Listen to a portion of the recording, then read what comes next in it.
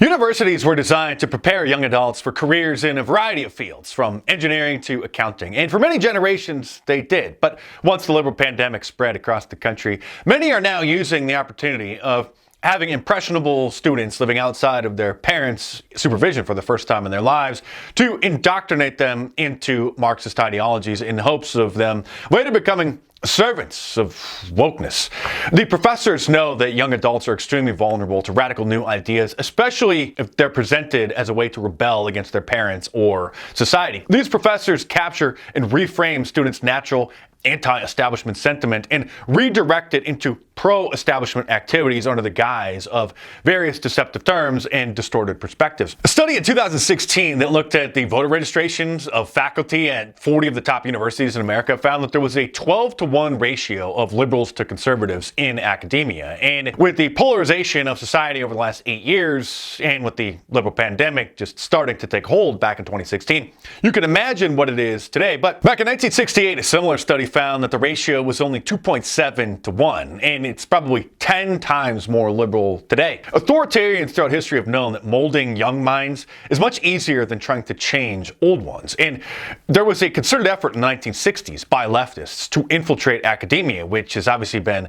very successful. Not only is LGBTQism and anti-whiteism now a central part of culture on college campuses, they've also grown increasingly hostile to conservatives, especially when conservative speakers are invited to campus. And the thought police have even gotten so strict that incoming students now regularly get their acceptance revoked if past social media posts get dug up and are deemed divisive or offensive. The coddling of college students has become embarrassing, with some campuses even issuing support animals for students who are having a hard time coping with entering adulthood, and issuing trigger warnings for Shakespeare plays, a ridiculous notice that content contains offensive or outdated stereotypes that may hurt some people's feelings. The student code of conduct is also getting so ridiculous that some schools even deem it a violation to cause another student embarrassment. Numerous colleges have set up what they call bias hotlines, which are phone numbers that students can call to anonymously report what they perceive to be instances of bias, meaning a funny joke or uncomfortable fact about black people, Native Americans, illegal aliens, or LGBTQ people. A student named Kyle Kashuv got dumped by Harvard after accepting him once some old text messages from a few years earlier when he was 16 were posted online by a high school classmate of his, showing him using the dreaded N-word, which often throws black people into a rage when they hear that a white person used it, even if they're just singing along to a popular rap song. Talk about black fragility.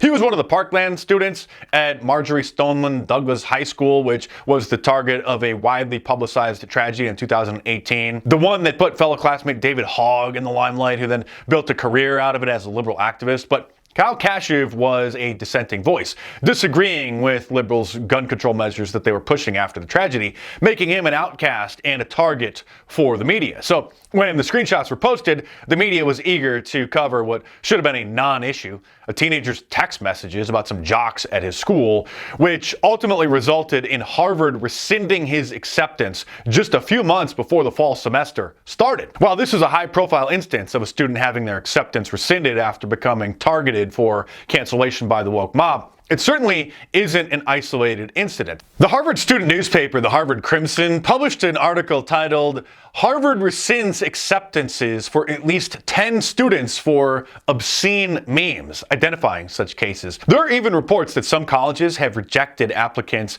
based on who they follow on Twitter. One student was allegedly rejected from a prestigious college because he followed Alex Jones. The student was specifically asked by the school's admission officer why he followed Alex Jones prior to his rejection. So he hired a lawyer who later reported that the situation was quickly resolved to his client's satisfaction, meaning they probably accepted him in order to avoid the negative publicity or an expensive lawsuit. College campuses are the most diverse liberal places on the planet, and as countless examples in recent years show, virtually every single instance of supposed racism, which is alleged to occur, are hallucinations and delusions of paranoid anti-white students who perceive benign instances like a discarded banana peel or a broken shoelace as evidence of a hate crime. While actual racist instances against black students, Latinos, Asians, etc. are virtually non-existent on college campuses today, anti-white sentiment is not only on the rise, it has become a large part of campus culture and many curriculums. Many universities are now holding separate graduation ceremonies for black students because they're uncomfortable sharing their big day alongside their white classmates. Some even have black-only dorms for students who don't want to live near any white people. They need a safe space, they say. In the 1960s, schools and universities made a strong push to desegregate, but now many black students are choosing to resegregate and isolate themselves from white students and white culture, which is American culture. It goes without saying that if white students wanted white-only dorms to insulate themselves from the cultural strains caused by the anti-white sentiments that now permeate many campuses, they wouldn't just be denounced as Nazis, they would be expelled just for suggesting such measures. And because American universities are breeding grounds for anti-whiteism, many students become paranoid from the gaslighting spewing from their professors and often imagine racism around every corner where none exists and are openly hostile to white people and American culture.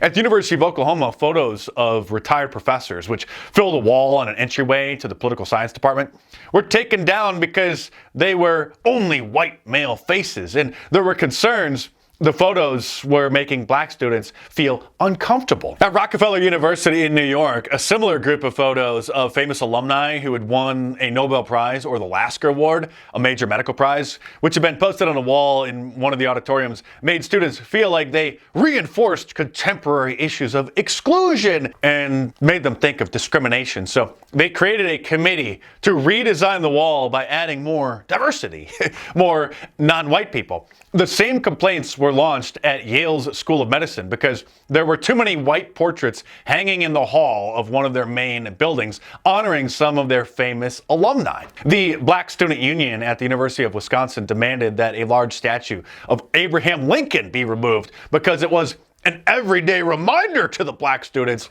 that they don't belong there, they said. Of course, Abraham Lincoln signed the Emancipation Proclamation, freeing the slaves in the Confederate South in 1863, but they don't care. They cited other controversies, including Abraham Lincoln's supposed poor treatment of Native Americans, as another reason that it should be torn down. A viral video showing a couple of white students studying in Arizona State University's Multicultural Center, which is just a study space for students, which doubles as a museum of sorts, featuring information about different cultures from around the world, showed that they were being harassed by several black students who proudly videotaped their harassment and posted it on social media because the other students were white. The black students were especially upset that one of the white students had a Police Lives Matter sticker on his laptop.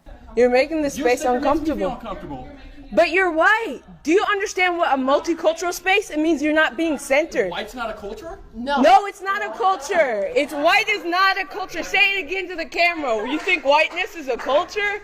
She went on to complain about white people in general and how the multicultural space was supposed to be their space, free of white people. This is insane. So anyways, this is the violence that ASU does, and this is the type of people that they protect, okay? This white man thinks he can take up our space, and this is why we need a multicultural space, because they think they can get away with this shit. Surprisingly, the black perpetrators were reprimanded for the harassment after an investigation by the school, but the punishment they were given was just a warning and an assignment to write a brief paper about how to facilitate a civil dialogue in a multicultural space. But instead of being glad that they weren't suspended or expelled, the black students took to social media to cry about the punishment as more racism against them. I cannot continue creating pathways to help black students get into ASU if ASU is going to attack, harass, and not protect or support black students. For the last 10 years, the growing anti-white sentiments and institutional anti-whiteism was fine. It's literally part of the curriculum in many schools, but it spilled over onto Jews after the latest war between Israel and Palestine in the Middle East fired up. And then critical race theory became a problem to some on the left. Wealthy Jewish donors like hedge fund manager Bill Ackman pulled their support from their alma maters and started decrying the wokeness. And then the police were sent in to clear out the protesters on campuses who were all painted as pro-Hamas or pro-terrorist by the neocon media. Call white people the devil. Blame white people for being part of a conspiracy to oppress all non-whites. And that's just fine. Make those same accusations about Jews and the hammer gets dropped immediately. A lot of people call college a scam these days, including Charlie Kirk, who wrote a whole book trying to convince kids not to go and point to the tremendous amount of debt that students go into in order to get a degree, or some students.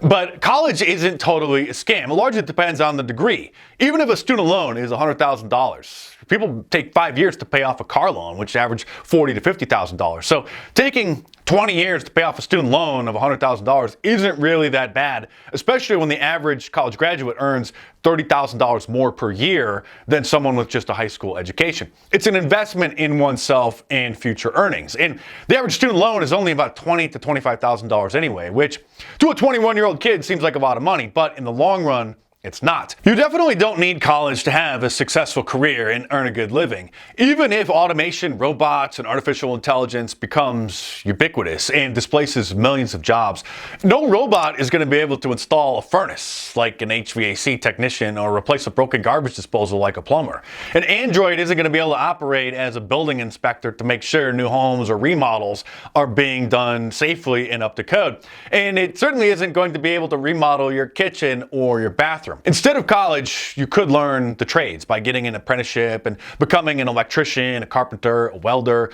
You could work as a heavy equipment operator, which usually pays very well, like driving a bulldozer or operating a crane. But obviously, you can't learn to become a surgeon from watching YouTube videos. So there's always going to be a need for college for some careers, even if that means going into debt for $200,000, which is the average medical school debt that graduates leave with. As far as regular undergraduate programs for other fields, aside from the education that college provides in those areas, the experience, the friendships, the discussions with fellow classmates, in and outside of the classroom, and the dating relationships are priceless. And going to college also offers a chance to experience moving to another part of the state or a different part of the country and making new friends who share your interests, values, and goals, and getting away from the old neighborhood and those who may be bringing you down or holding you back. So those who claim college is a scam aren't giving the full picture and often overlook many of the benefits of going. And what many young adults don't know is that they can get a job in many fields that aren't perfectly correlated with their degree. Oftentimes, just having a college degree in anything shows that you can manage scheduling and finishing tasks, and potential employers will see that as verification that you would likely be a good worker no matter what the job is. And with work ethic and critical thinking skills at an all-time low, if you just show up to work on time and don't complain that there's not an Xbox in the break room, you will be light years ahead of other young adults in whatever career you choose.